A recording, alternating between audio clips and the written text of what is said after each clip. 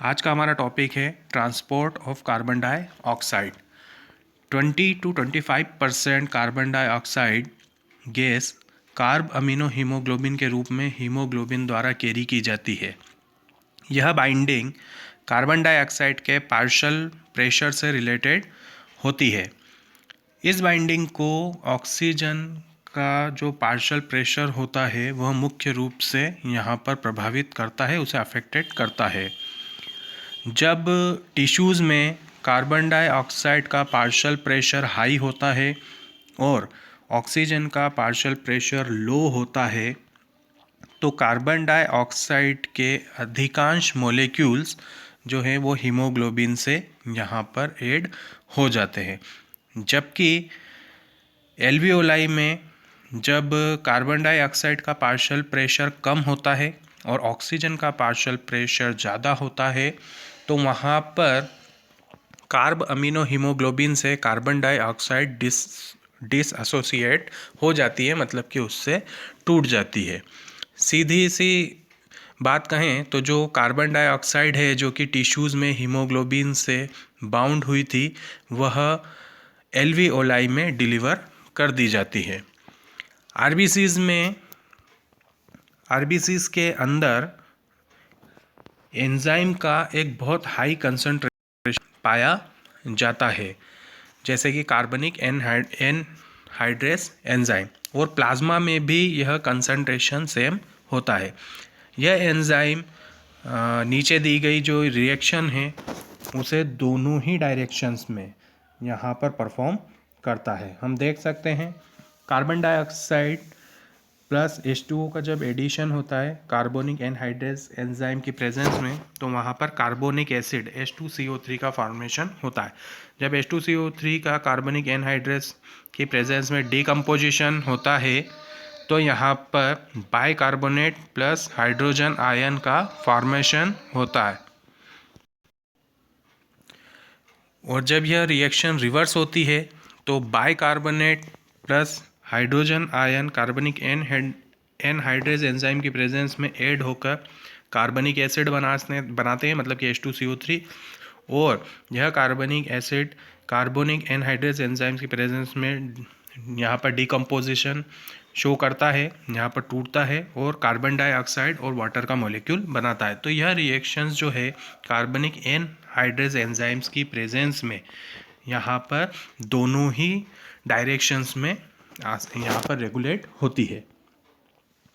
देखिए tissue side पर जहाँ पर कार्बन डाइऑक्साइड का पार्शियल प्रेशर हाई होता है कैटाबॉलिज्म के कारण, उस जगह कार्बन डाइऑक्साइड जो है वो ब्लड में डिफ्यूज़ हो जाती है। ब्लड मतलब आरबीसीज और प्लाज्मा दोनों में वहाँ डिफ्यूज़ हो जाती है और HCO3 negative plus H plus positive ion के रूप में वहाँ पर हमें दिखती है। एल्वियोलर साइड जहाँ पर कार्बन डाइऑक्साइड का पार्शियल प्रेशर कम होता है वहाँ पर यही जो रिएक्शन है अपोजिट डायरेक्शन में प्रोसीड होती है और कार्बन डाइऑक्साइड और वाटर के मॉलिक्यूल का फॉर्मेशन होता है। जैसा कि मैंने अभी आपको ऊपर वाली जो रिएक्शन थी उसमें आपको बताया था कि किस तरीके से दोनों दिशाओं में रिएक्शन चलती है। कार्बन डाइऑक्साइड जो है वो टिश्यू लेवल पर बाइकार्बोनेट के रूप में ट्रैप होती है और एल्वियोलाई में ट्रांसपोर्ट कर दी जाती है और वहाँ से कार्बन डाइऑक्साइड के रूप में बाहर निकाल दी जाती है। प्रत्येक 100 ml डीऑक्सीजनेटेड ब्लड जो है वह लगभग 4 ml कार्बन डाइऑक्साइड को एल्वियोलाई में डिलीवर करता है और यही कार्बन डाइऑक्साइड फिर हमारे नेसल पैसेज से होती हुई नॉस्ट्रिल से एटमॉस्फेयर में बाहर रिलीज कर दी जाती है। अब हमारा नेक्स्ट टॉपिक आता है रेगुलेशन ऑफ रेस्पिरेशन। रेस्पिरेशन का रेगुलेशन मतलब नियमन। देखिए ह्यूमन के जो बॉडी टिश्यूज़ होते हैं उन बॉडी टिश्यूज़ की डिमांड के अकॉर्डिंग जो रेस्पिरेटरी रिदम है उसे मेंटेन और मॉडरेट करने की जो एक महत्वपूर्ण योग्यता, मतलब एक सिग्निफिकेंट एबिलिटी जो है वो ह्यूमन में पाई जाती है। यह न्यूरल सिस्टम के द्वारा यहाँ पर परफॉर्म होती है। देखिए, जो ब्रेन का मेड्यूलर रीजन होता है, उस मेड्यूलर रीजन में एक स्पेशलाइज्ड सेंटर प्रेजेंट होता है, जिसे कि हम रेस्पायरेटरी रिदम सेंटर के नाम से जानते हैं, और यह रेगुलेशन के लिए रिस्पॉन्सिबल होता है, मतलब रेस्पिरेशन के रेगुलेशन के लिए ये जिम्मेदार होता है। इसके अलावा ब्रेन में एक और रीजन होता है, एक और सेंटर होता है जो पोन्स वाले रीजन में पाया जाता है। इस सेंटर को हम न्यूमोटैक्सिक सेंटर के नाम से जानते हैं, और यह जो रेस्पायरेटरी रिदम सेंटर होता है उसके फंक्शंस को मॉडरेट कर सकता है। देखिए, इस सेंटर से न्यूरल सिग्नल इंस्पायरेशन के ड्यूरेशन को कम कर सकते हैं, जिससे कि जो रेस्पायरेटरी रेट होती है वो यहाँ पर चेंज हो जाती है। रिदम सेंटर के पास में एक कीमोसेंसिटिव एरिया स्थित होता है, जो कि कार्बन डाइऑक्साइड और हाइड्रोजन आयन के लिए हाईली सेंसिटिव होता है। जब कार्बन डाइऑक्साइड और हाइड्रोजन आयन की जो मात्रा है, जो इसकी क्वांटिटी है, जब वो बढ़ती है तो यह सेंटर एक्टिवेट हो सकता है, और यह हमारी बॉडी में रिदम सेंटर को सिग्नल भेजता है ताकि वह रेस्पायरेटरी प्रोसेस को वहाँ पर एडजस्ट करके, उसमें आवश्यक एडजस्टमेंट करके, जो ये कार्बन डाइऑक्साइड और जो हाइड्रोजन आयन्स है इनको वहाँ पर एलिमिनेट कर दे, मतलब कि इनको बाहर निकाल दे। आर्कटिक आर्क और कैरोटिड आर्टरी से रिसेप्टर एसोसिएटेड होते हैं, और वह भी कार्बन डाइऑक्साइड और हाइड्रोजन कंसंट्रेशन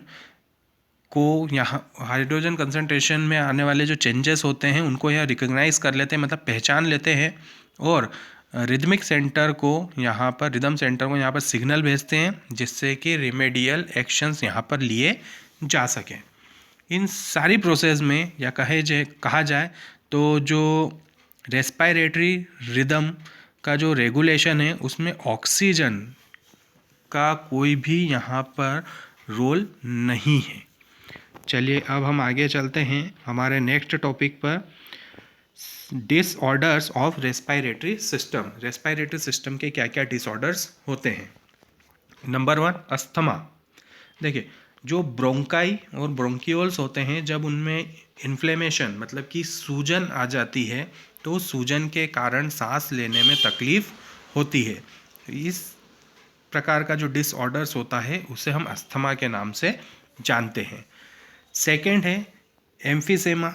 एम्फीसेमा जो है एक क्रोनिक डिसऑर्डर है, मतलब कि एक पुराना डिसऑर्डर है जो कि एल्वियोलर वॉल्स के डैमेज होने से होता है, और जब एल्वियोलर वॉल डैमेज होती है तो उससे जो रेस्पायरेटरी सरफेस है उसका जो क्षेत्र है वो कम हो जाता है, और जब रेस्पायरेटरी सरफेस कम हो जाती है एल्वियोलर वॉल्स के डैमेज होने के कारण, तो एम्फीसेमा टाइप का डिसऑर्डर हमें देखने को मिलता है। और इसका एक मुख्य कारण है सिगरेट पीना। सिगरेट स्मोकिंग के कारण इस प्रकार का डिसऑर्डर हमें देखने को मिलता है। नेक्स्ट डिसऑर्डर है हमारा ऑक्यूपेशनल रेस्पायरेटरी डिसऑर्डर। देखिए, कुछ इंडस्ट्रीज़ में जहाँ पर स्टोन को तोड़ा जाता है, उन्हें पीसा जाता है, मतलब स्टोन ब्रेकिंग और ग्राइंडिंग होती है, वहाँ पर बहुत सारी डस्ट प्रोड्यूस होती है, बहुत सारी धूल वहाँ बनती है, जिसके कारण हमारी बॉडी का जो डिफेंस मैकेनिज्म है वो सही तरीके से कार्य नहीं कर पाता है। लंबे समय तक इस प्रकार के एटमॉस्फेयर में रहने के कारण जो फाइब्रोसिस होता है, मतलब कि जो फाइब्रस टिश्यूज़ होते हैं उनके फैलने के कारण जो लंग्स हैं उनमें सूजन आ जाती है, और हमारे लंग मतलब हमारे फेफड़े डैमेज हो जाते हैं, और वहाँ पर हमें इस टाइप की फिर फेफड़ों से संबंधित बीमारियाँ वहाँ पर होना शुरू हो जाती है। ऐसी जगह पर काम करने वाले जितने भी वर्कर्स होते हैं उन्हें प्रोटेक्टिव मास्क का यूज़ करना चाहिए, और अपने शरीर को इस प्रकार के डस्ट से बचाना चाहिए। तो आज का हमारा टॉपिक हम यहीं पर ओवर करते हैं। नेक्स्ट टॉपिक में हम फिर मिलेंगे। Thank you, good bye.